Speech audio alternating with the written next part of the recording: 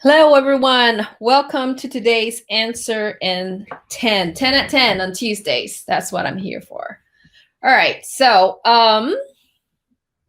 before I start, I just want to um, pull to your attention that we are going to have a sourdough seminar next week. So, next Thursday, it's going to be here in Portland, Oregon. If you are here, please follow the link down below to sign up for our class. All right. And it's going to be an amazing class because it's my favorite sourdough and the fundamentals of sourdough. We'll be talking about fermentation, times, acidity, storage, and we will be going to take a live tour of the one and only sourdough library in the world, and that's going to be in Belgium. All right, so we are going to be live streaming into Belgium and talking to Carl and having them show us the whole library. Okay, it's going to be during the seminar, so don't forget to sign up today. All right, we have actually a lot of attendees live streaming in, so I'm really excited about it. Okay. If you need more information, send any email to Joanna at support, SUPPORT, at bakerpedia.com. Let me get to my first question. First question is, well, hi, Dr. Lynn. Hope you're well. Yes, hi, hope you're well. Could you please advise on how long I can keep yeast in the fridge, fresh yeast? So there is no real time limit to where you can keep your yeast, but the longer you keep, the more the gassing capacity goes down, right?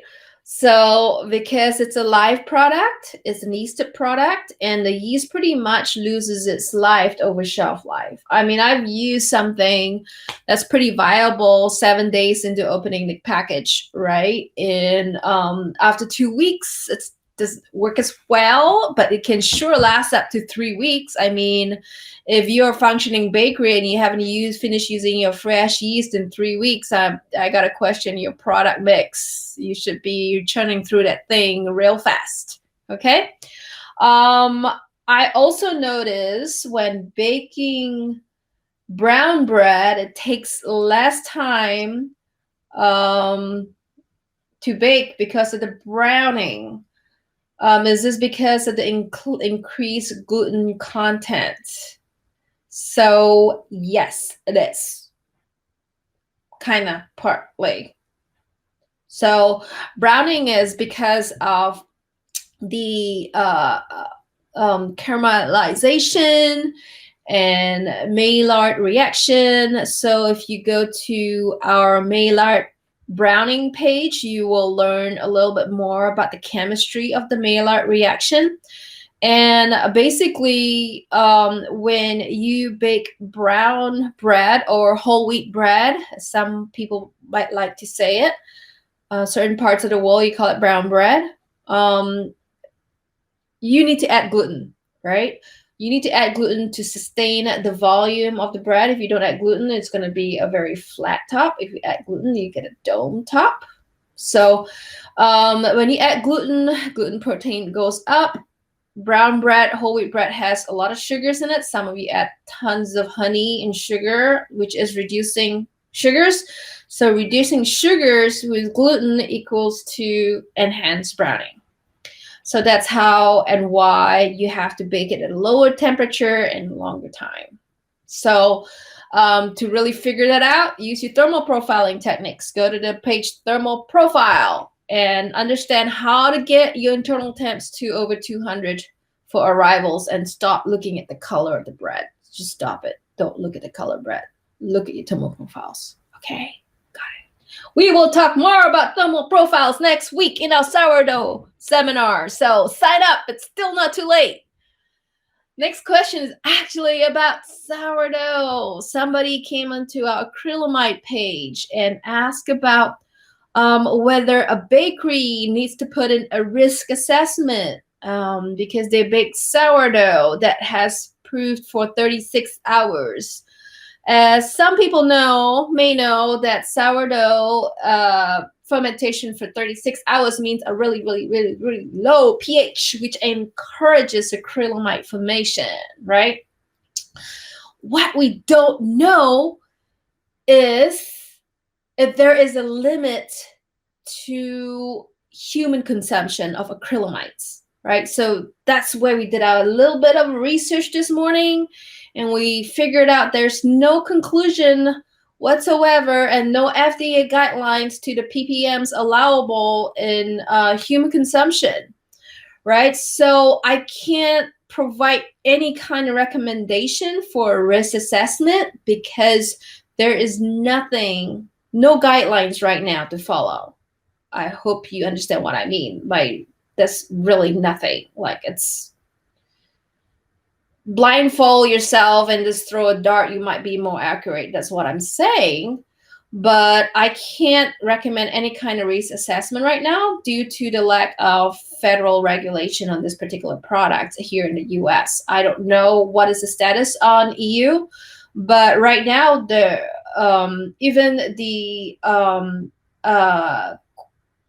quantification and analysis of acrylamides in the US can be done in a lot of the food labs, but when you get that level, or if you do get that level, there's nothing to compare that level to. So why quantify it? There's no guidelines. So I would not recommend putting in a risk assessment because you will do nothing with the information. Okay. So one more thing I would like to point out is acrylamides are really, really high in low moisture products like biscottis and crackers. It's not as high in sourdough. All right. And acrylamides really, really work at form at really, really high temperatures, 120 degrees Celsius or 250 degrees Fahrenheit, and bread seldom go that high, especially not in the center of a sourdough. Okay, maybe at the surface, if you're like an artisan baker and you really like to burn that loaf, you know how you burn it to be like really crusty, that's when there is concern. But again, the risk assessment, like, we don't know what to compare it to in terms of what is a harmful ppm for humans. Okay. So that's all that I'm going to talk about today, because we are preparing for our sourdough class next week. So if you haven't signed up yet, follow the link that I have below to sign up for our sourdough class. If you're going to ask more questions on sourdough, I'm going to ask you to come to the class first, and then you can ask your questions during the class. Okay, so I'm going to hold off all sourdough's questions until next week. But if you have any other questions, comment on our Bakerpedia page. Look at our previous 26, 27, 28 episodes of Ask Dr. Lynn, where I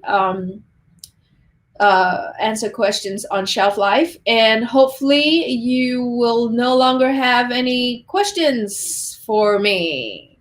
All right, I will see you again next Tuesday.